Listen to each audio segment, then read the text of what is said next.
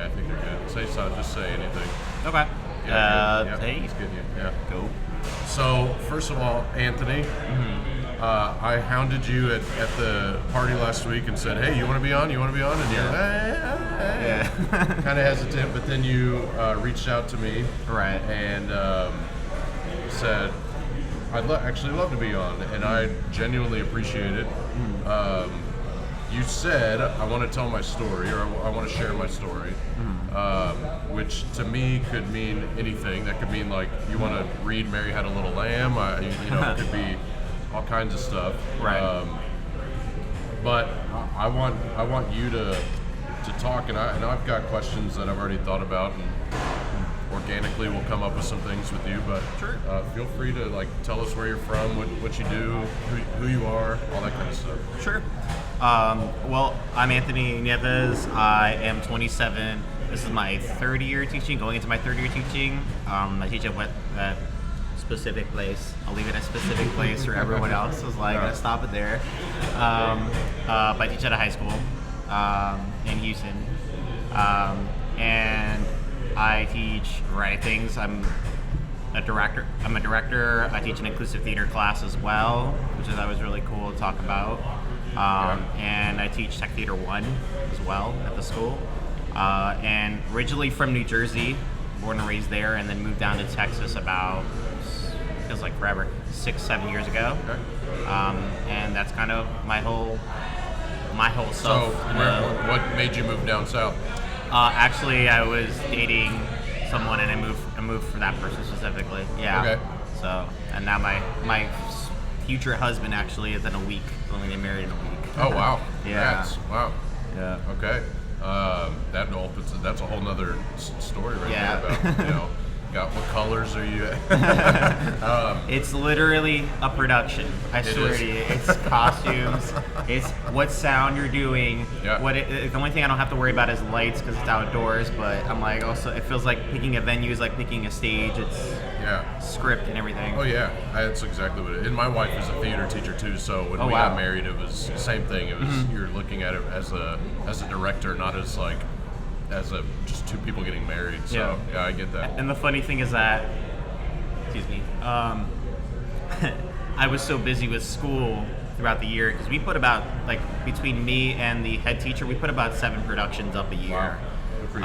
Yeah, so we're on go the whole time because our production class is integrated with that throughout the semester. Like, that is what they do. Okay. So generally, like, I'm not doing anything for the wedding, and then I drop back into like reality, I guess I'll say. Yeah, planning mode, and just being not Mr. Nieves anymore, being Anthony. Right. And then all of a sudden, like, he's like, "Oh, I have everything planned." I'm like, "What do you mean you have everything planned? Are you sure? Are you positive?" Yeah. And I don't want to be that pestering, future husband. He'd be like, "Are you sure? Yeah. Do we have to get one more thing?" And you don't have to get into where, but what does he do? Oh, he works in retail. Okay. Yeah, and So he's he's a full-timer. also a little bit of a, not necessarily a perfectionist, but image is a lot for him too, I'm assuming. Yeah. He's very much, he made sure, him and my future mother-in-law have made sure that everything comes off just right. Good for you. So, like, I'm trusting in their hands that everything's going to be okay, and just going to be the actor to come on stage and just be there. And I'm like, okay, I'm here. Just make sure you get paid. Yeah. So where did you go to college? I went to college at a school up north, Kane University. It's one of the top education colleges in New Jersey. Okay. So I learned a lot about the pedagogy and a lot about just being a very good quality educator up there. And they had a really good theater program. One of my mentors, Rachel Evans, to this day still inspires me. She still keeps in contact with me. And I'm very happy and proud to, represent them out here in Texas. And even, like, strangely enough, one of the other professors there, Karen Hart, actually lived in Texas before she went up there. And so when I told her I'm moving, she's like, "Oh, I know exactly where you're going." And our mutual friend circle actually got really close. Nice. Of course, she knows Annie Dragoo and she knows Billy Dragoo, and I'm like, well, okay, well, I know them from this conference. She's like, "You do? Right. That's crazy." So that was interesting as well to kind of have them also cross their paths. Right. in this. So, and you can eat at any time. We're sitting here at Freebirds again, and just kind of happens to be the place that suits. Hopefully they'll sponsor me one day. You never know. It's the second time now that I've done a podcast at Freebirds, but shout out to Freebirds. Great place. Did you? Because you said it was a school for education. Did you know you wanted to be a teacher? Is that something you've always wanted to do, or no? Actually, starting off, I didn't know what I wanted to do. I knew that I love theater. I did it all in middle school. I stopped it in high school for some reason because I was interested in band and music and all that. Right. And then when I went to college, it was one of those things that I noticed I kept taking theater classes. Like I kept going back and taking another theater class and then another theater class. And I was like, well, why am I taking so many theater classes yet I'm undecided? Like maybe I should just do theater. Right. And at first it was like, well, I don't know I know that a lot of the stuff is contract based with theater. My parents wouldn't want me to do that. Maybe I should just go to theater education. And then oddly enough, I started to get more and more involved in that. I was like, wait, that'd be really cool. I can inspire new kids to be artistic. And I got more and more into it as I went along, and I became more of an advocate at the end of the day. And did you go straight from college down to here to start teaching, or? No, I was out of everything theater for I think literally about 2 to 3 years, Okay. and just kind of my own little tidbit. You could tell when you're not doing something you love because you feel empty, and I felt empty for 3 to 4 years, and I was like, this isn't what I'm supposed to do. This is no offense to any past employers, but this was stupid to me. I didn't feel happy. And many people did. Like my partner told me a million times. All my close friends told me major times to go back to teaching. And you're supposed to be there. Why are you here? Right. You would be much more happier. And eventually I did. And I'm very happy that I did because I feel like I'm making a difference. Yeah. So good for you. I mean that. If there are administrators listening, they like to hear that. So I don't think past employers, they have that. I don't think they care at the moment. Yeah, 'cause even administrators will say, if you don't want to be here, I'm not going to make you stay. I don't want unhappy people teaching kids. Right. They could tell the difference. Yeah. They could tell when someone's burned out, or they end up having the air to being very toxic. Yeah. And and to those people, there are possibly other things that are out there. Don't become me, staying in that same rut. Yeah. So now that you're down here and you didn't go through the process of one-act play when you were a kid, or when you were in education, how much of a shock was that to you? It's another animal. Yeah. It's completely, it's great. Like it's amazing, and I really think the program itself is so important because I never really thought of theater as competition. That never connected in my brain. It was just like theater is, a base for me to just entertain an audience. But to think of judges watching this and scoring it in some sort of way is very interesting. But I'm also a very competitive person. Outside of being a theater director and teacher, I play. I'm also a video gamer, and I also play competitive games and stuff like that. So part of my brain's like, we get to be competitive with theater. Okay, I could get into this concept and idea. But luckily, the head of my program really was also out of state, and he came into Texas and also didn't experience whale firsthand, and so he was very much like the first year I was his assistant to the program.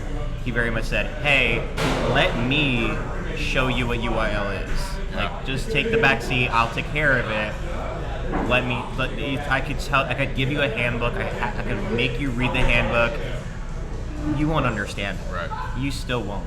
That handbook's not gonna the handbook's great. It tells you the rules, but the rules aren't gonna tell you how everything's structured and what it's like. And I mean, it's again one of those things that I can't wait to evolve into going into. Right. Do you plan on staying here, Texas? Yes. Yeah. Yeah. So then, yeah, getting invested in the formula that is one act play. You know, the district that I'm in, Bush High School has now gone 3 years in a row. Right. They've been runner up, and we don't have to get into that because Destiny is very angry about that. But but she did not. You know, she just jumped right into it for middle school. She was the third director as a middle school director. She was helping the high school, but she got the formula. And it's interesting because I actually sort of chatted with Paula Rodriguez about this, about it's her formula might be the right formula, and it's not necessarily, you know, there's a right way and wrong way of doing UIL, but she picks pieces that connect to the kids. It's not about connecting to the audience. That's not her intention. Right. She's picking pieces that connect to the kids, and in turn, you hope that connects, the audience sees that passion and that connection. Right. And so that's all Destiny's done, is work on these shows that the kids can adopt as their own. Yeah. And feel very attached to. So yeah, and there's a benefit of doing that. I know some directors that literally, that I've actually met through Summerfest and Theater Fest, have told me different advice, and I've heard in the classroom there's some production classes that literally just read plays, and they read plays and say, do you connect with this? Do you understand it? Do you feel good about it? And rather than just the director picking it, the director may pick a selection and be like, here's 5. yeah, We're going to do one of these 5 because it fits with what we have, and they know their kids well enough that they know that that's what they have and what their strong and their strengths are. But as they go on, they start reading those plays, and then you see the kids gravitate towards one. right. And then that's something they'll put their heart and soul into. So something I've noticed about you is that you, whether you intended this to be true or not, you seem to be a networking type of person. I see you everywhere. So, you know, and we've talked about this. I first saw you on Facebook. I had mutual friends, and we didn't really know each other.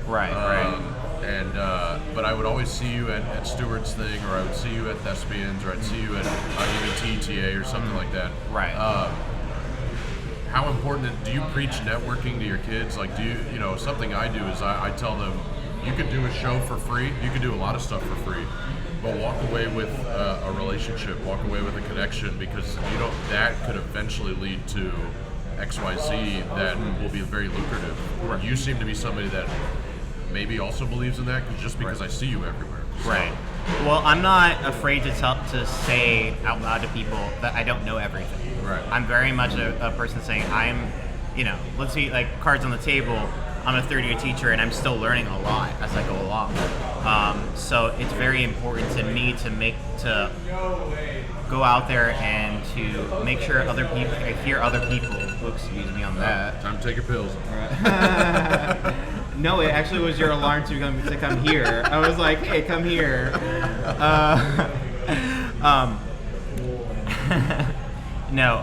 Back with the networking. It's like when you go out there and you're humble about something, and you try to build a relationship with another person, and you try to understand where their strengths are, and maybe grasp some information and knowledge from them, and they'll be more open to kind of helping you when you need that assistance. Like, I don't know everything about set or costumes, but I could have friends out there to say, hey, XYZ, I would like to learn more about this. Do you guys have someone there? And those groups are probably one of the bigger things I advocate. All the TETA events, those are also big things that I make sure to go to. And it's been kind of drilled into me, not only from my district, but from my past teachers and from my retail life. Yeah, and these Facebook groups, you know, they're very powerful. I think that, you know, even this morning, I saw something on Facebook that it was one of those, it was, I think, Technical Theater Educators page on Facebook. And which is a national page. It took me a while to realize, these aren't just Texas folk. This is, somebody posted about doing pyrotechnics in Wisconsin, and I'm thinking, why are they talking about this on a Texas page? And then I realized, oh, it's a national page. But anyway, they posted about balloons. Somebody let balloons go in their theater, and so now there are these balloons stuck in their grid. Right. And it was just funny reading the responses of, it's just tape another balloon with tape all around it and bring it up. Yeah. Go on your catwalk. But it was just, it's just funny to see all that stuff. But grab darts. So, start, or just wait for it to let lose its helium. Yeah. But anyway, I digress. That's more of a weird complaint. So you said you teach Tech 1, right? Yes. Do you have a tech background at all? Actually, I don't. I have a lot more of an acting background. At my college, they made sure that all the theater teachers took basically these tech theater hours that we had to do every semester. Yeah. And so I do know the basics of each individual thing. Now, if you tell me, hey, it's time to design this great set that you that you conceptualized, I'm going to be sitting there I don't know how, but. Do you make sure your kids know that you don't know everything? Yes. Okay. Yeah, I'm honest with them. I'm a very honest teacher to tell my kids, I don't know everything, and it's not something for lack of confidence. Yeah. It's more the saying, y'all, I know my limitations are here. That doesn't necessarily mean that I'm not going to reach what our goal is, but I am willing to actually go past that. And also the best educator is one that continues to learn. Exactly. At least I believe that. You don't have to agree with me, whatever. But yeah, I think that, my background is tech. I have little to zero directing ability. I know it looks good. I can go watch a show and say, I don't know if that was really good directing, but I don't know how to make it better, So we're on dual sides of the coin. Yeah. But that said, I'll try directing because the only way to get better is by doing. Exactly. So I'll direct a show every year at my school, and sometimes the kids say it was the best show of the year. The only reason they say it's the best show of the year is because I don't have a strategic plan on how I direct. So we go into rehearsal and I'm like, whatever, and I give the kids ownership, and it's extremely organic, and right. I let the kids kind of run the asylum. So that's why they think it's the most, the best show, because they're the ones that were in control, and they're like, we got to do whatever we wanted, Yeah, and it's interesting to let the kids do that sometimes, because I will say, of course, we're here to be facilitators and to be the ones to be we have the most knowledge in the room.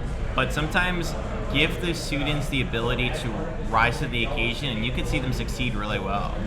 A lot of times I have my stage managers also almost assistant direct with me, and I will literally turn to them, because we're in a black box in the thrust for both my shows. I don't have a lot of experience with that, so I need to have viewing areas from all areas. I'll literally turn to them and say, did you see their back? Was it uncomfortable? Were you can you not see something? And they might say, Mr. Nieves, I could, their back was to me till 2/3 of the show, and I couldn't see them.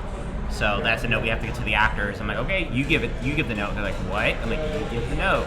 Tell them. Yeah. Because a student to student sometimes is more powerful than us. We could talk blue in the face for hours and hours on end. You need to know this. You need to say the line this way. You need to walk in with a objective, and the kids will not get it. Yeah. And then when they hear from another student's mouth saying, okay, y'all, that just sucked.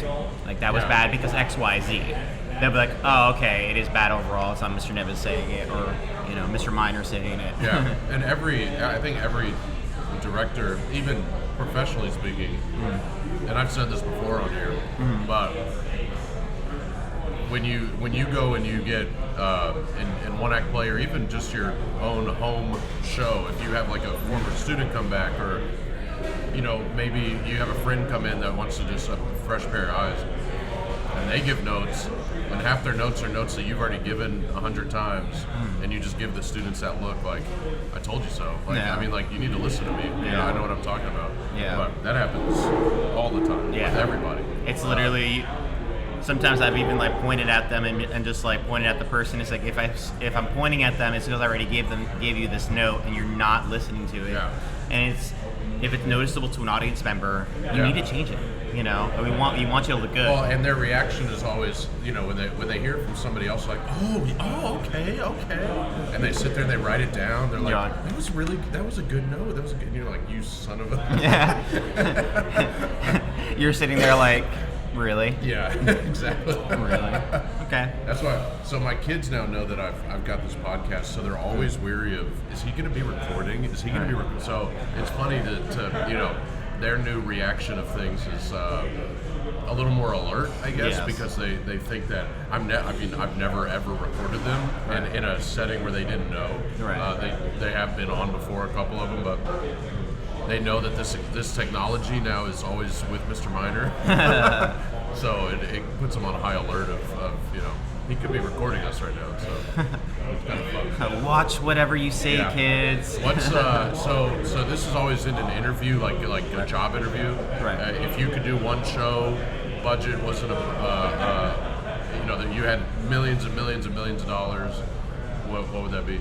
Oh, that's easy. In the Heights. Okay. Lin-Manuel Miranda. Yeah, I love the show. I always felt super connected to it, and it was always one of those shows that, being Puerto Rican, And from the and Northeast. from the Northeast, it's just one of those shows that's like, this is a story that I'm very familiar with, that I love to bring down here because it's a story that everyone is familiar with. It's not just a New York, Puerto Rican, Caribbean type of story. It's a story that connects to a lot of people, and I think it's even more important because I feel now there is a lot more. I think the representation for people of color is a lot more prevalent in theater now. Yeah. I feel like with things like Hamilton and with various shows, and that doesn't mean that there hasn't been, because of course we have shows like Fences, we have shows that have been out there that have been. Well, you and know, the most Puerto Rican show of all time was West Side Story. Yeah, So, West Side Story, yeah. and everything else of that nature. But we start to see more of the representation out there, and I want to make sure that as a director coming into this, I would love to have a time where I could tell their story, where they don't feel kind of like they're just repeating a story that they somewhat connect with, but they don't really. Right. And yeah, and like, we don't have to harp on the greatness of Hamilton, but I think the nice thing about Hamilton isn't even that it's not that he even wrote it one specific way. He wrote it just anybody can play anybody. Right. You know, that's what has transcended kind of how Broadway looks at things, I think. Right. You know, and there are shows, again, like you said, there are shows out there that have done that, but Hamilton's the first like mega huge hit that did that. So that's a good point. Yeah. But yeah, In the Heights is such a good show. It's so fun.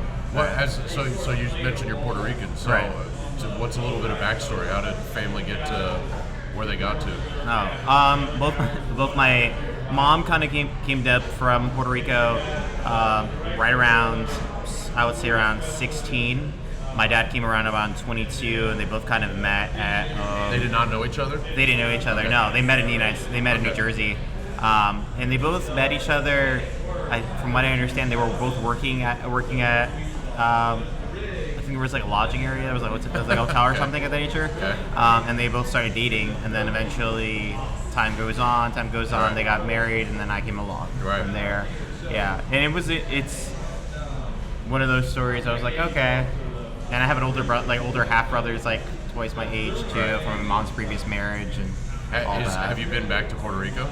I haven't been in a while. Okay. I haven't, and it kind of hurts me because of the hurricanes and everything that was happening there too. It's one of those things I'm like, well, this might be a good time to go back and see everybody. Yeah. But yeah, that's a little bit of that. Right before my wife and I got married, we went to a wedding, and the wedding person just texted me. Actually, he's in town right now, but that's not an important fact. But we went. His wife is Puerto Rican. The whole family's Puerto Rican. We got married in some massive. I'm sure if you know anything about Puerto Rico, you've been to San Juan. It's this massive church. It's in the center of the city, and it was a Catholic wedding, like a Catholic wedding. You know, it was the full thing. That's awesome. Even told me to sit down because it was going to be that long. You know, because I was the best man for it. But Puerto Rico it's beautiful. I mean, you know, and the parts that you're supposed to see are beautiful. And I know that there are definitely similar, like New Orleans. There are parts that the tourists go to. They would never know that it's still from Katrina, still ravaged because and still never been rebuilt. They protect that stuff, and I'm sure it's similar with Puerto Rico. That, you know, they don't want the gringos from America to see the destruction. They want you to see the beauty and the nice culture and everything. So. Yeah, because that's also one of their bigger one of their bigger industries is, you know, travel, people coming in for vacation. Oh yeah. So it's a beautiful country. Yeah. Yeah. So. Or state. I don't know. What do you call for it? I mean, like. It's weird. It's like it's a commonwealth. Yeah. It's like a commonwealth, but it's not. And there's a whole bunch of things like. It's just like, okay, we get it. Yeah. I call it country. Okay. Yeah. I guess because it's got its own flag. It's all like yeah. Okay. It has its own government for the most part. I mean, yeah. Okay. I should research that before, you know, cut this part out, research it, then dub over. It's like, I found out Puerto Rico is technically a commonwealth. That would be funny. Trying to think of some other interesting questions that don't just keep you in this niche world of theater.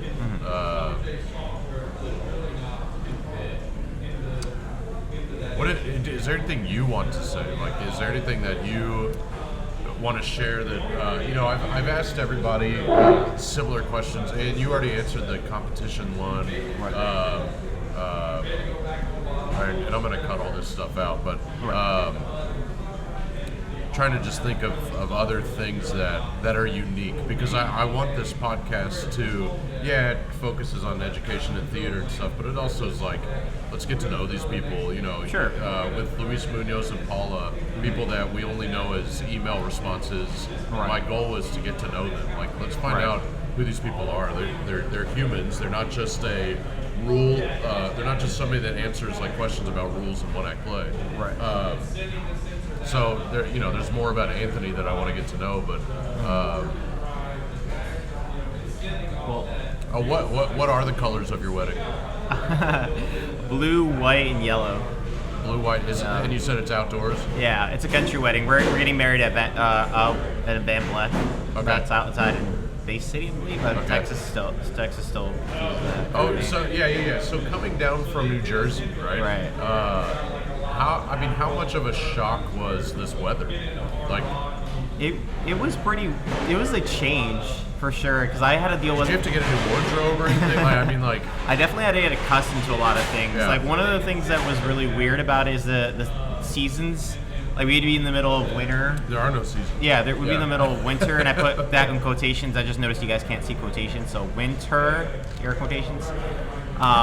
And it would be like just rainy, and I'd just be sitting there. It's like, okay, like, well, duh, there's not gonna be, like, I'm not expecting snow to fall in Texas, because if that happens, oh, Jesus Christ, stop. Excuse me. That's okay. So if it was like that time period, I would just automatically have to be like, okay, I guess I have to wear a better jacket. And eventually I started to miss those 4 seasons from New Jersey. And I'm like, man, I kind of wish it was a little wintery. Then I remind myself, no, I don't want to shovel snow. I don't want to shovel snow. I'm good. Because, that was enough to deal with. Actually, the first year I taught was Hurricane Harvey year. Oh. Yeah. That was interesting in of itself, and so it made me feel like connecting that back to snow. Like, okay, I don't want anything water related. So how did you get affected by that? Because and again, you don't have to say the school, but was your school delayed? Like, there was some like the HISD hadn't even had their first day of school yet, right? And then.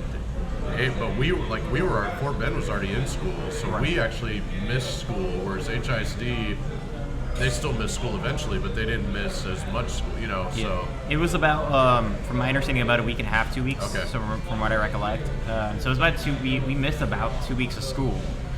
So that changed everything semester-wise. Had you already started? I already started in we started all the 2 weeks of summer and service stuff, but we didn't do anything related to school. Like, that was our first day of school, was when it hit.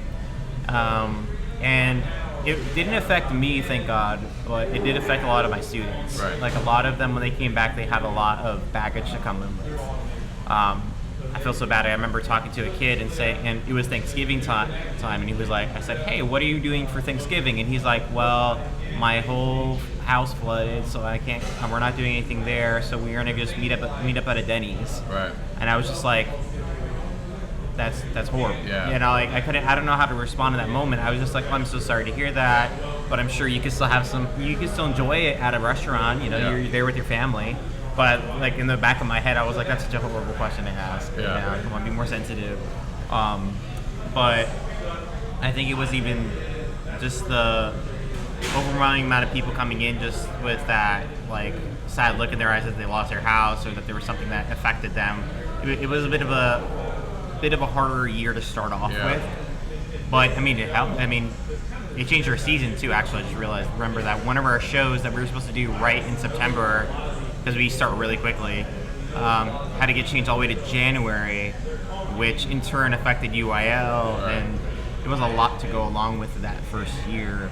But it kind of told me, hey, if you that's teaching, keep you on your toes. What is because I can give you an example. What's the most embarrassing moment you've had so far with a student or students or group of students that you can look back on and you all laugh about it?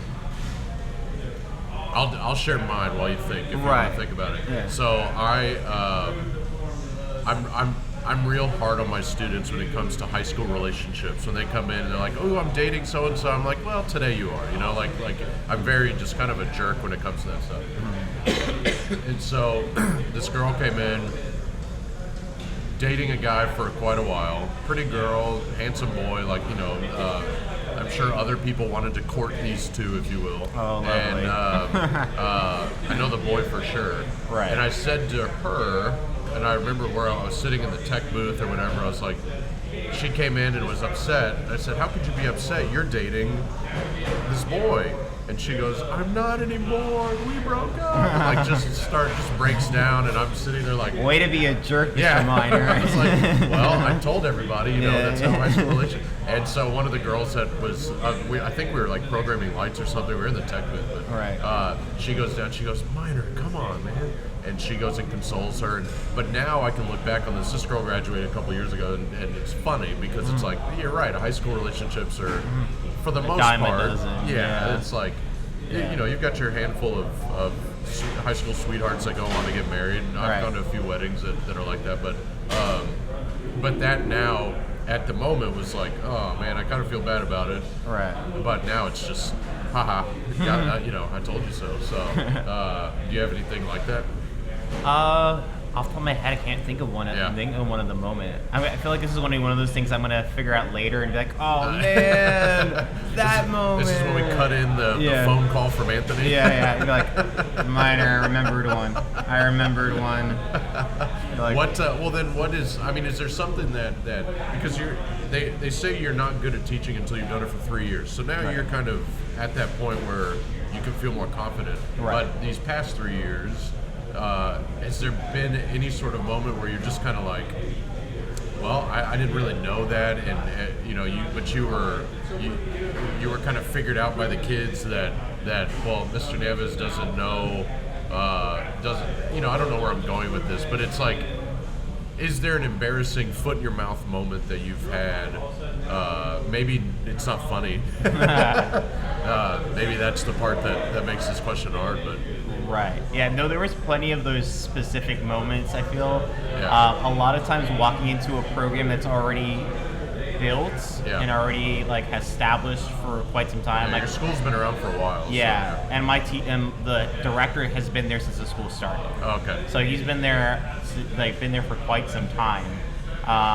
And so he's developed this program, and it almost feels like when I first walked into it, the students that were seniors almost had everything everything down packed.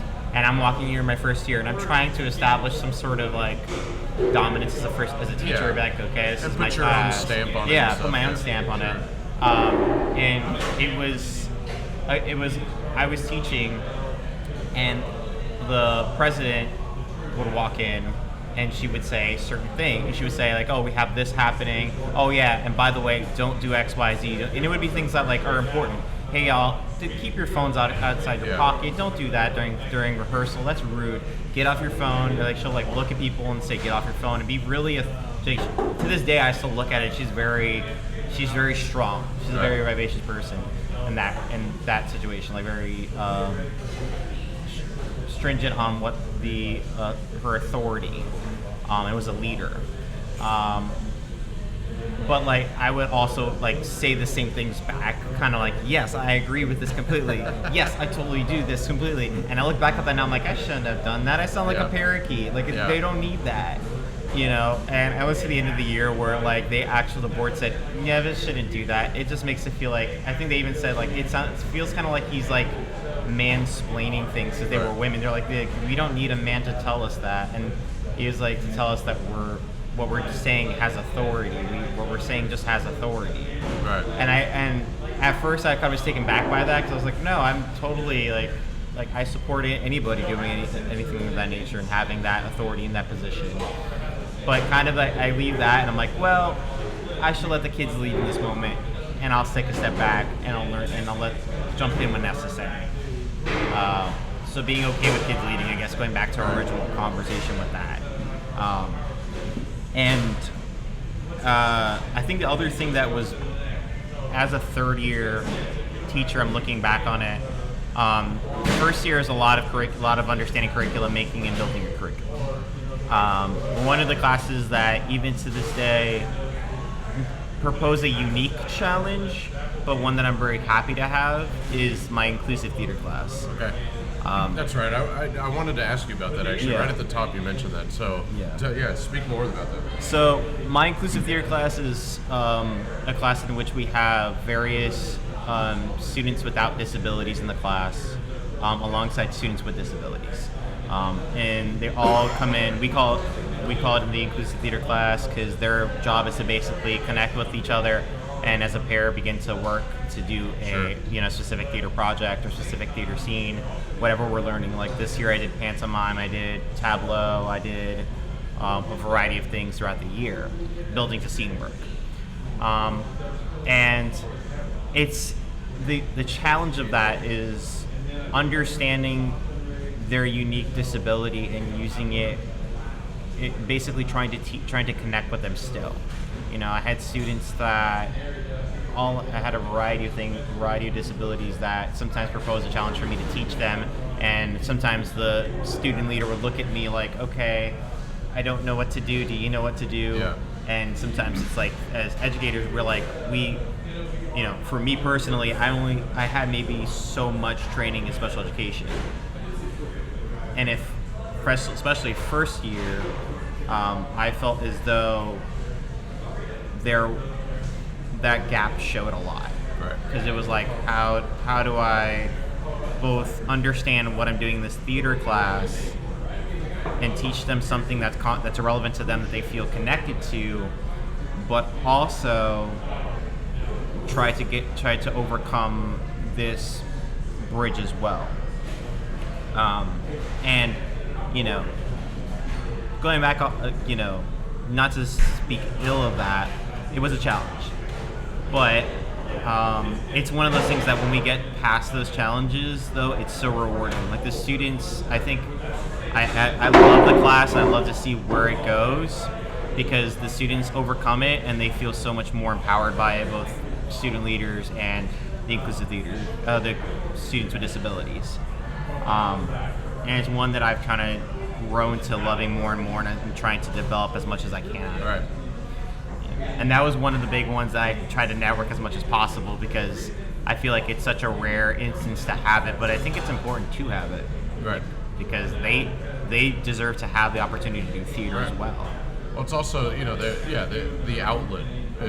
They need that outlet. And if you think about it,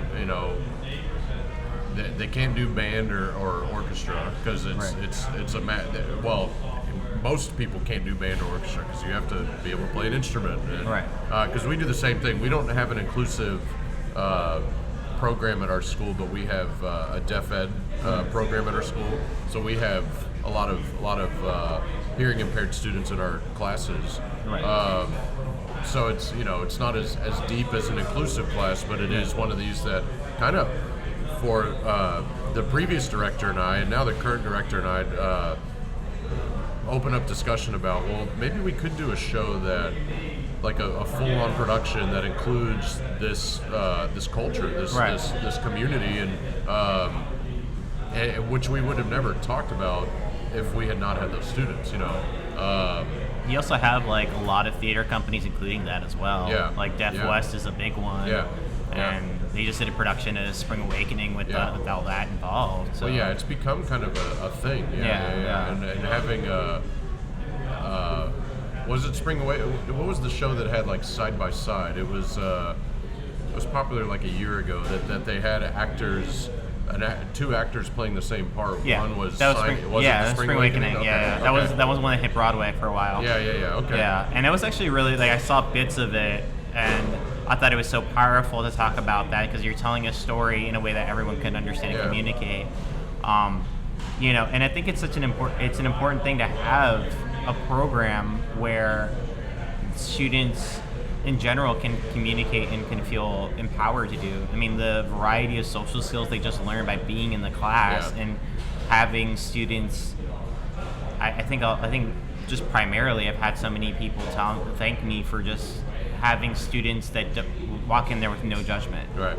That will walk up to someone and say, "Hi, how are you?" Yeah. And not think about their disability first. Yeah, 'cause sometimes it's more about the able-bodied kids that you have in those classes than it is about the disabled students that, again, they're there just to have fun and get that outlet. But the able-bodied kids who are not used to this environment necessarily, they're the ones that probably get more out of it. Yeah, Right. Absolutely. There was a theater company here that's no longer around called Dionysus Theater. Yeah, I heard about that. The woman that started it, Debbie, her son and I were very, very close back in the day. He passed away when we were 15 from cancer, but and that's kind of what started this the whole process. But Dionysus used to, I did. That's the last time I ever acted was in a Dionysus theater show, but it was. It's eye-opening for able-bodied actors and technicians to work with them, because it's just it's like you go in with these your humans are so judgmental by nature that you go in with these preconceived notions of what a human should be able to do, like just a defaulted person. And then you see, oh, well, this person is either blind. There was a quadriplegic girl that was in the show. Her brain's just fine. Mm-hmm. She doesn't have arms or legs, but like she's one of the smartest people I've ever met. Right. But you see this person, and your first instinct is they can't do what I can do. Right. But that's not true. know, and it's just like it's kind of. There's a side of me that says, oh, there's hope in this world because people are getting trained to be able to recognize that it's okay. Mm-hmm. And then there's also like a side of me that's like, man, I felt really bad because I too was also judging these people. Not to say I didn't think that they were any more or less human than I was, but it was like, they're not going to be able to do what I can do. Right. And that's really even bad on you. Yeah, really even in the theater world, like our brain, going back to competition and that sometimes the individual comes off being super competitive towards a role or something like that. And I think with theater companies like that and with various experiences like having an inclusive theater class, it's telling, my students even said this, they said, put yourself to the side when you walk in the door. It's not about you. You are there to help them. They're the important people. And to the extent that I'm going next year to say our goal or our mission is to make it so it's accessible for them to do theater. Yeah. That's our goal. You are just basically guiding them and supporting them to do the best that they can. Yeah. They're the stars. Let them be the stars. Have you found that have you had this class all 3 years? I've had this. Yeah, this is my third year having it. So have you found that you've had kids ask to be in the class? Yeah. Yeah. I have a student that I taught him the first year I had the class, and this is his third year, and he's a senior. And his mom, who's in administration at the school, says, things like, you changed my son, he's more empathetic, he stands up for people with disabilities, he says, we don't talk to people like that, we don't use that word in our house, we don't talk to people like that. And he's grown, he's changed, and he's become more open as a person. And so, I hope that my goal is that they continue to do that as we go along, because it's using theater almost as a tool for empathy, and it's one of its major purposes to make people more empathetic and care. Great. How do you build that? How do you share that? I first start off like going back and remembering first year. I would say the first thing to really take into consideration is to make sure that the class is a small class. Right. Like, you don't want a larger class, because my first year had like 30 plus students, and I was like, this is crazy, this is too much, I'm sorry, you have to make the class, you gotta half that class down. And then we got to 20, and then as we went along, it was trying to have the students meet and understand where the current students with disabilities are at. Say, hey, where are you at right now? Who are you? Let me just figure out, who are you as a person?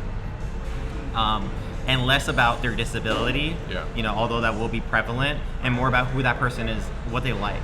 I could walk into my class and know each of the student buddies and what's something they like.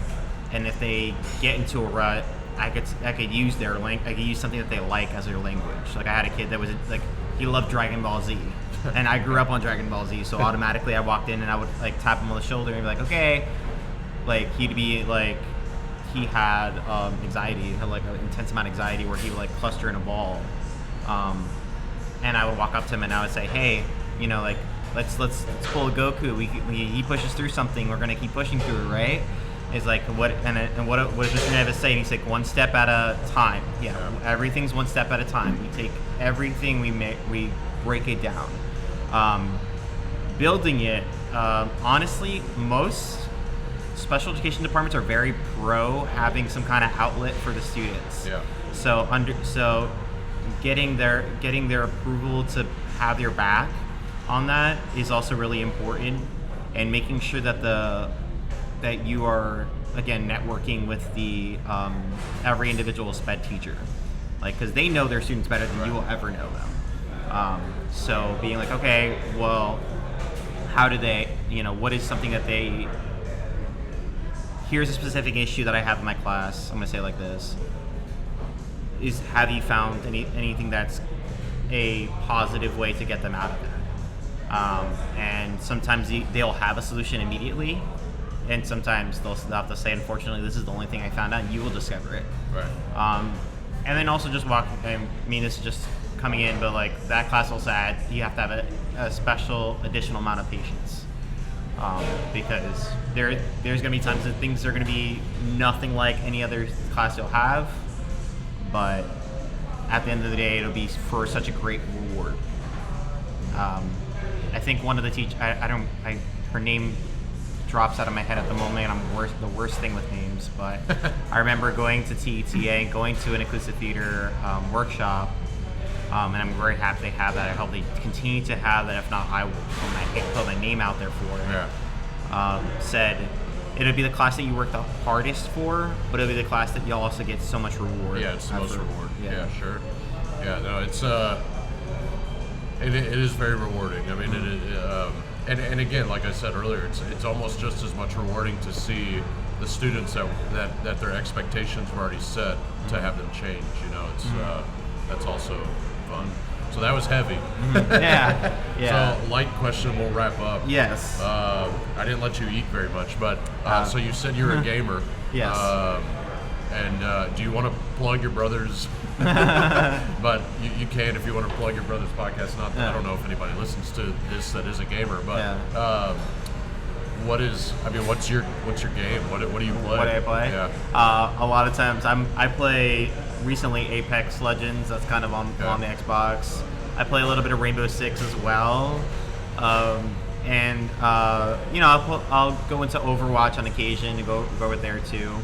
That's kind of my summer hobby, what I take care of, like my de-stressor to get away from everything.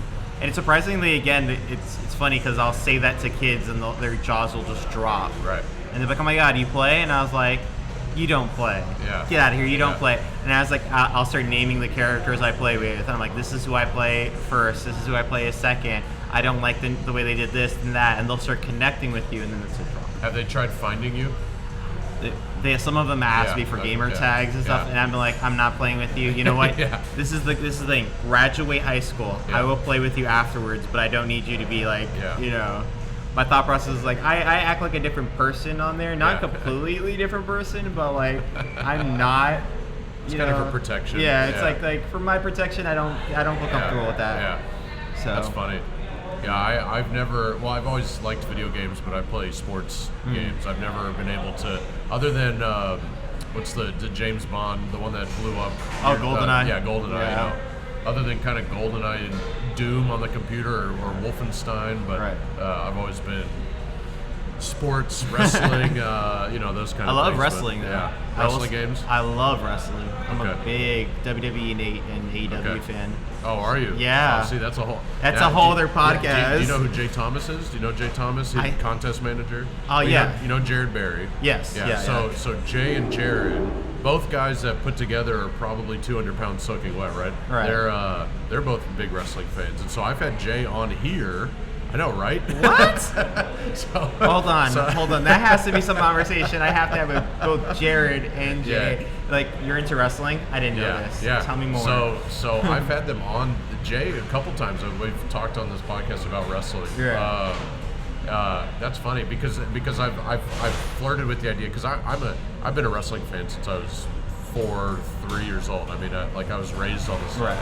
I was around I think 10, and it's because my cousin, who was into wrestling, he was into wrestling way long before. He was there for the Monday Night Wars and all that. You started at the height of wrestling. Attitude Era. Yeah. So, exactly. Yeah, that's not fair. Were you with the Hulk Hogan, Macho Man? Yeah. I was.